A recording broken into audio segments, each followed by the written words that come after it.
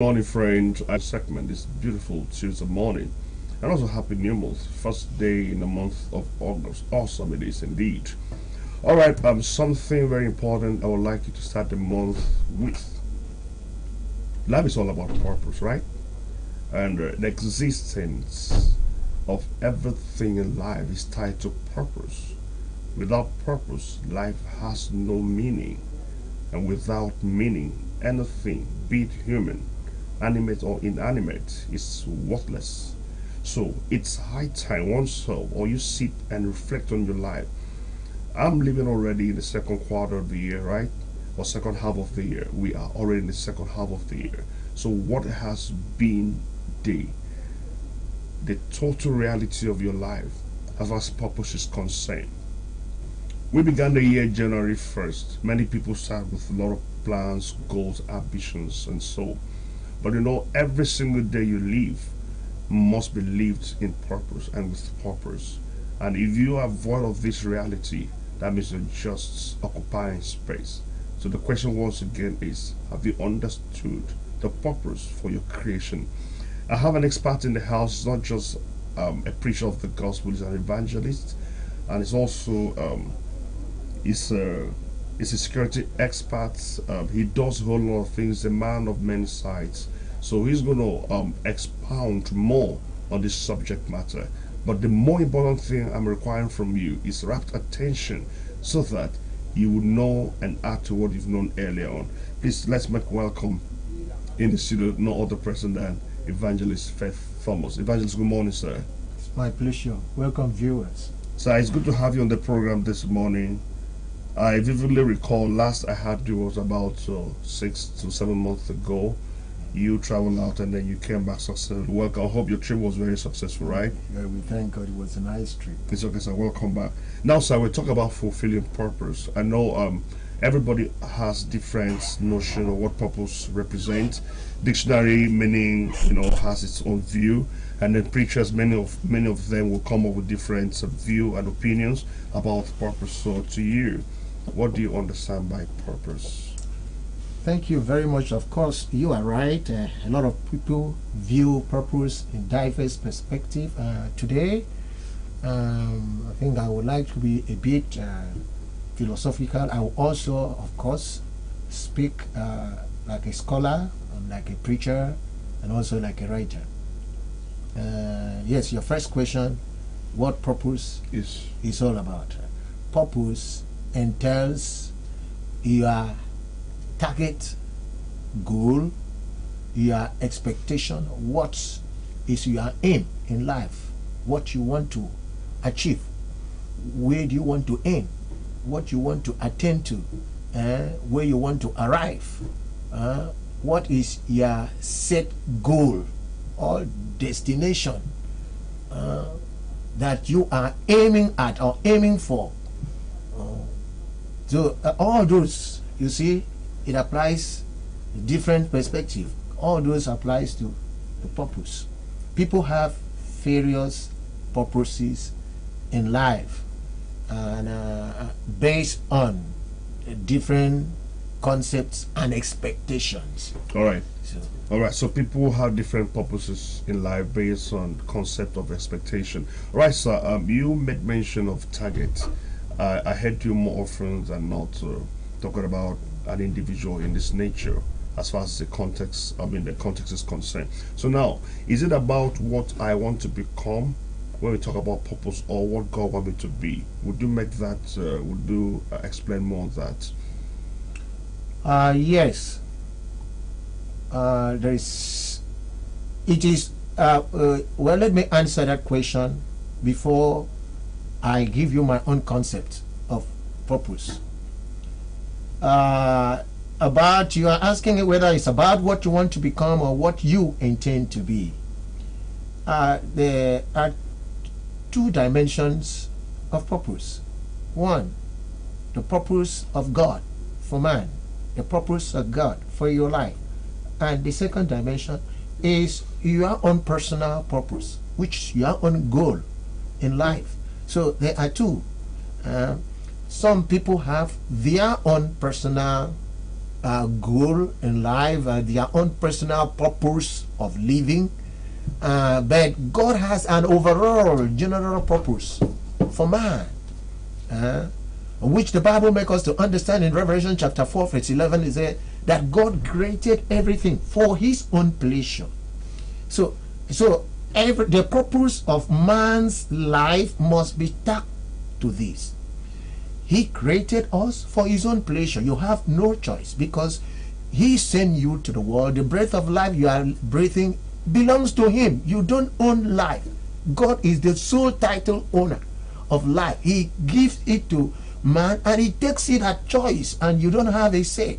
So he created man for his own pleasure. Then he takes a purpose-driven life to always recall, are you living towards God's pleasure? And if you are living to fulfill the purpose of God for man, it means you must live to please God.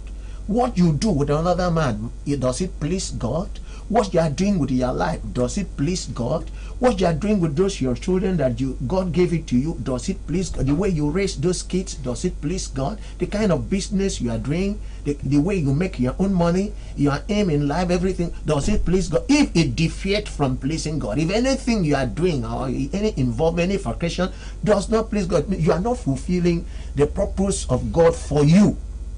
The purpose of God for man. That one is paramount. That one is quite distinct from your own personal purpose in life. Okay, thank you very much, sir, for taking time to explain more deeper on that subject matter. All right, friend, in as much as you have a personal purpose to fulfill, perhaps by engaging in several professions, you want to be a doctor, you go to school to study medicine, you want to be a teacher, you go to college college and whatsoever, in order to become what you should be. The central essence for your life is for God. You just made mention of the scriptures that says that every one of us, we are living for God's pleasure. So the question would be, has my life brought pleasure to God? Am I making God to be proud of me on the daily? The things I do, do I put a smile on his faces? Someone would ask, how do I put a smile on God's face? By being a blessing to one's life. So life, in as much as you are striving to fulfilling your own personal purpose, you must make sure you don't deviate from the central, which is to please God. Sir, there are many people who does a whole lot of things and then they tie it to purpose. Some perhaps at the end of the day will get confused or stuck on the path. So as a preacher of the gospel, how does one know he or she is in purpose of his or her life? Thank you very much. That question, I will take it so broad. I will bring in some philosophical concept and a scholastic concept. When you want to talk about purpose, as we are, yes, we want to consider a purposeful life, or you can call it a purpose-driven life. There are about 6 cardinal lexicons, or I could call it factors, that defines a purpose-driven life, a purposeful life. And these 6 factors are: number 1, goal.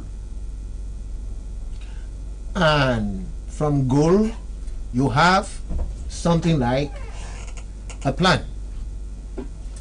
And next is strategy. Strategy, you add tactic, you add focus, you add discipline. If you count what I've said, there are 6. All these 6 words I've given to you constitute the factors that make a good and that defines purpose. Now let me explain them. There is no mind that lives for a purpose. There is no person that lives a purpose-driven life that does not have a set goal. A lot of people do not have a goal for their life. They don't set any goal. They just believe that they will wake up and walk into their future. Some people talk about future.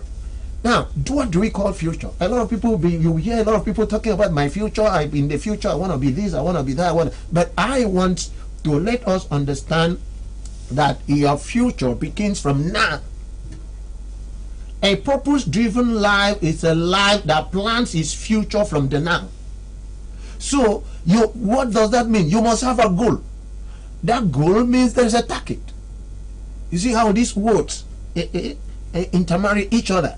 So, there's a target you are pursuing in life, and that target is your goal in life, and that goal defines the purpose you are living for. And for you to attain to that goal, which is the purpose that you are living for, you must got a set plan. A lot of people have not got a plan for their life.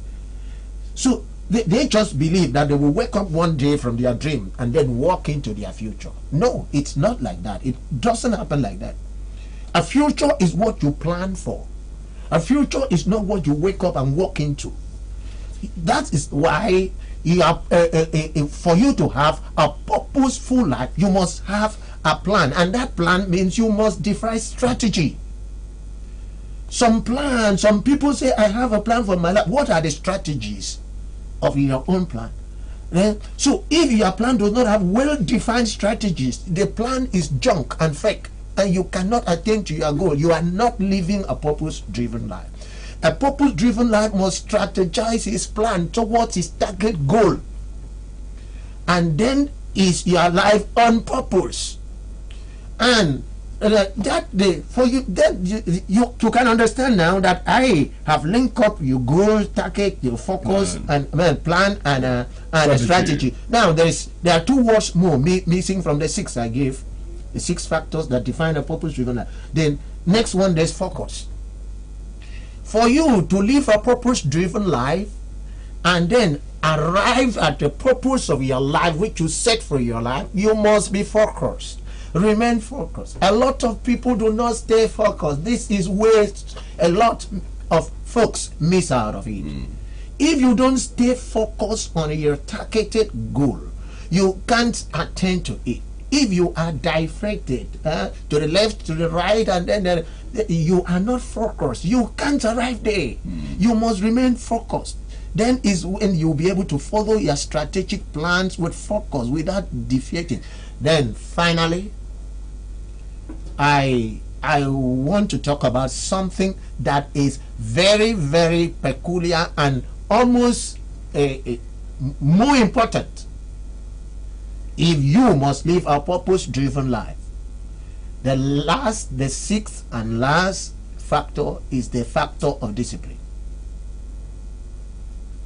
I have mentioned goal, target, plan, and strategy, focus. If you are not disciplined, forget it. Because a life without discipline cannot follow strategy. A life without discipline cannot fulfill the plan. A life without discipline will not remain focused on the target, and you will not arrive at the set goal. So your life is without purpose. A lot of people are not disciplined. It's just like a young girl that say she wants to become a professor, and the parents send her to school, and instead of focusing on the studies, the girl is jumping in and out of hotels, following men that drive with black cars and come to carry them out from the dormitory. Today party, tomorrow party. I was overseas and I was studying in the university. I had some Nigerian folks that were studying with me there. But when it is time that they're supposed to be studying in the class, they are sleeping in the room. And when you go to ask them, why are you sleeping? My friend, I came back 4 a.m. 5 a.m. What were you doing in the night? They were off for KTV, party in the night. And then in the morning, you cannot cheat nature. There's a class, maybe 7:45, there's a class. And then you are sleeping. Even if you manage to come to class, you will be sleeping, dozing off in the class. Do you see? There's no discipline. And just like people that want to be millionaires, they are not disciplined with funds.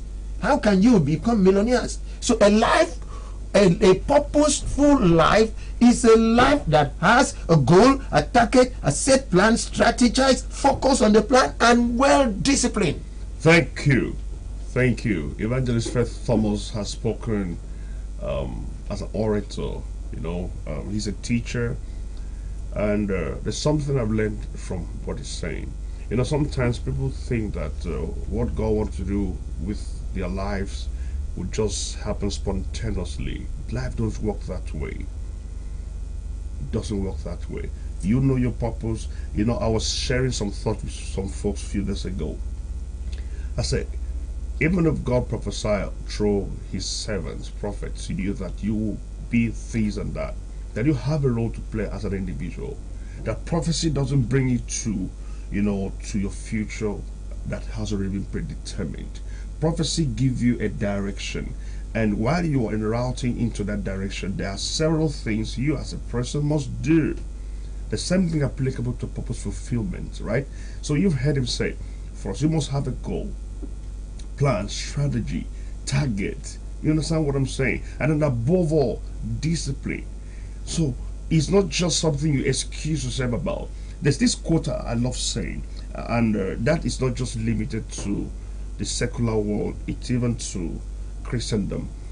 A man said something while I was reading a book. I think it's that John Maxwell said, you cannot achieve tomorrow's success by evading today's responsibilities. You can achieve tomorrow's success by evading today's responsibility. That means you want to get to the top. There are several things you must consciously do to getting to the top. Hey friend, God has plans for your life. God has purpose for your life. What are you doing to making this come to be? What are you doing to being on the path? Remember, if you digress or deviate from the path he originally predestined from you, you become someone, but that will not be what he wanted you to become. Life is about purpose. We are already in the second half of the year.